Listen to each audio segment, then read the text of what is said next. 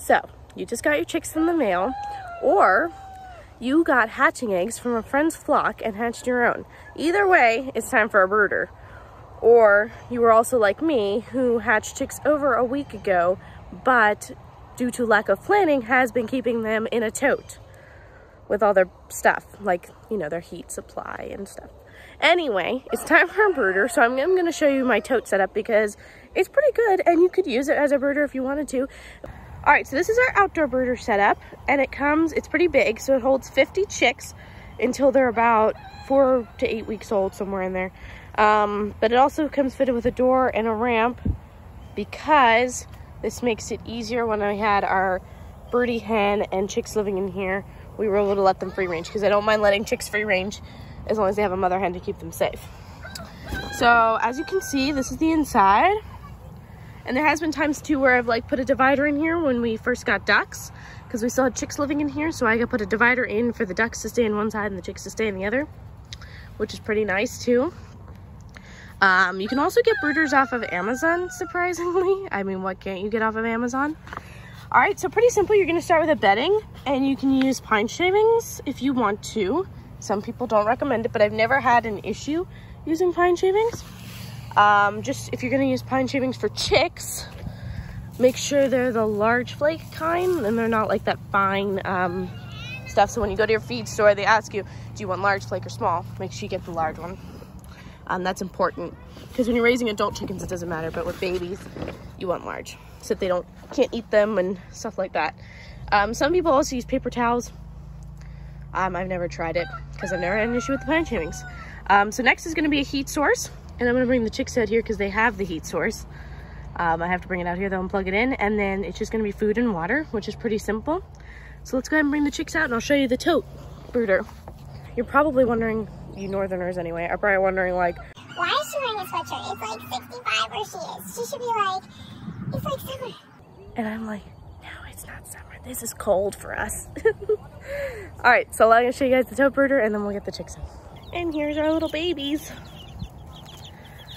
So you can clearly tell that they're pretty old now. Let me grab one for you so you can see them up close. Oh, look, you're so pretty. So this is a black Australorp breed. We hatch our own black Australorps. That's all we really raise as far as chicken breeds go. We raise black Australorps. So when we hatch them, they're pure. Heat source, I like heating plates.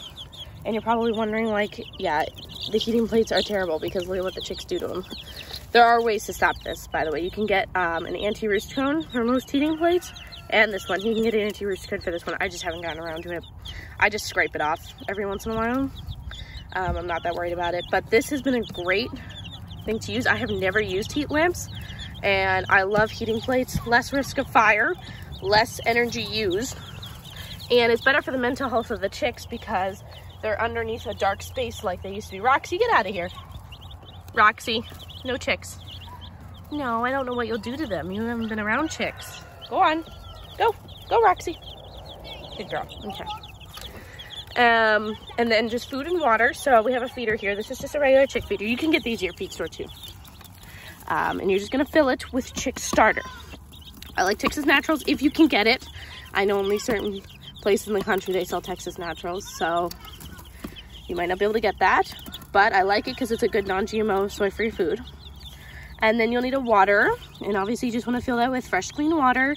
You want to fill it with room temperature water, not cold, not hot.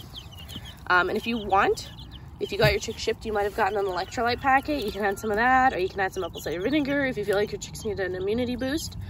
I think they're pretty peppy. I don't think that they need it right now. And if you're hatching your own chicks, usually they're okay unless you see any issues because they get to food and water like 24 hours after hatching, so they should be fine.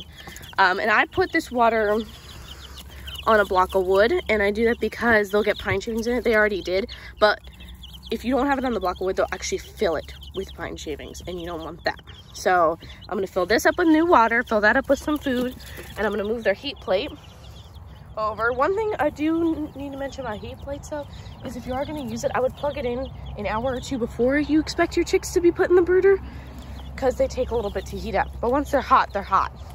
So like I just unplugged this one. There's a red light on it to tell you I unplugged it from inside, And I brought it out here and I'm gonna plug it back in, and it should still be hot because it doesn't cool down that fast. Roxy. Roxy. What'd I tell you about the chickens, Roxy? Come on. Come on. Go on. Someone's interested. She's only been around adult and teenager chickens, so I don't know what she would do to chicks if I left her alone with them. She's like, oh, little treat. All right, let's move these guys over. All right, heating plates in, plugged in and on. So now I'm gonna move these little guys over, and then we'll get them new food and water. I had 16 of them, just in case you were wondering how many there were. So, I mean, you can pick up your chicks, just be gentle. See, I'm gonna pick up a couple at a time here. Just be gentle, don't squeeze them too hard. There you guys go. What do you think? Hey, John, you gonna help me move them? Sure. Roxy, no chickens. No chicken. And they already know food and water, but when you guys first put your chicks in, and this is especially if you mail order your chickens, you want your mail ordered chicks to get to water right away. I also do this with my hatched ones too, but I definitely recommend it with mail order ones, is that you take their beak. Here, I'll show you. So you're gonna take them right here like this, hold their head and dip their beak in water, okay? And you wanna hold them up then and make sure that they drank that water, because it's important that they get water right away after being in a box for 3 days. They're going to get feathered. Yeah, they are starting to get feathers. They're older than new babies. Come here, babies. Up and right here, this is everyone's favorite chick so far because of its white face. Isn't that cute? I do like the different colors of the chicks, that's for sure. They're the only one with a white face. Yeah, they aren't just like little yellow chicks. These are like black, white, and yellow colored chicks. They're so pretty. And that's how they look as adults. Here, I'll show you what they look like as adults. Here's some of our newer layers that I just hatched. These are the ones we hatched in summer. Here, babies. There they are. See, they're pretty. Pretty little black chickens. And if you guys are viewing us from up north, these are great cold hardy chickens. Definitely a highly recommended breed. You scared them with the metal. Yep. And I am showing you guys how to turn a dog kennel into a chicken coop. I'm in the process of doing that and filming it. So subscribe and stay tuned for that video. So Jonathan's gonna run up and get them some new water, and I'm gonna get them some new food and move this block in so that I can put their water in here. So, now there is one thing I do want to mention if you're doing a brooder. You want to have a hot side and a cold side. Now, because this brooder is so big, I'm not going to put their heating plant on one side and their food and water way over there. This is only this big because it's meant to hold 50 chicks. So, because at one time, we did raise 50 chicks at a time. So, I'm going to put like their heating plate here and their food and water here. And that gives them plenty of space to actually walk back and forth, but it doesn't make them like, they'll be winded by the time they get back. So, and as you can see, they're exploring their little area so nicely. Also, another thing, when you first put your chicks in, and they already know this because I've been teaching them in the toad, you don't want them to teach them to eat the pine shavings if you're using pine shavings. So when you put your food in, just like take your finger and peck at the food with your finger to show them, like you're teaching them like a mother hen, like this is your food, like eat this. And that's especially important why you don't want to like just dump food on the pine shavings, because you'll mix their food and their pine shavings and they'll think to eat the pine shavings. By the way, I don't think I mentioned this, but make sure you guys have a lid on your brooder. Especially important. Even if you're only keeping them in there till they're 4 weeks old, they will learn to jump out. And if you're keeping them in a tote, you guys can like cut a hole in the middle of the lid and put hardware cloth there instead, and that would make a nice lid. But for this, it's just a wood frame hardware cloth. So yeah, get creative, guys. All right, let's put their food in. They're probably gonna run right over to it, I'm sure, as soon as they realize what it is. Oh, you got their water, John? So you have to slip that over and put it right on their block for them so they don't get pine shavings in it. And they're checking out their new home. I think a bunch of them are already under the heating plate. Get up to yet? Yeah, they're fine. They can get up to that easily. It's not that high. All right, so pretty simple. Just remember when you're setting up your brooder, remember to have an idea for what you want to keep your chicks in, whether it be a tote, something from Amazon, or an outdoor brooder like this one.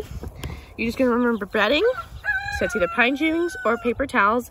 I've used pine shavings and I have no problem. Some people complain that their chicks get hurt their legs on the pine shavings. I think they said that they can slip, but I would just do a nice thin layer, nothing thick.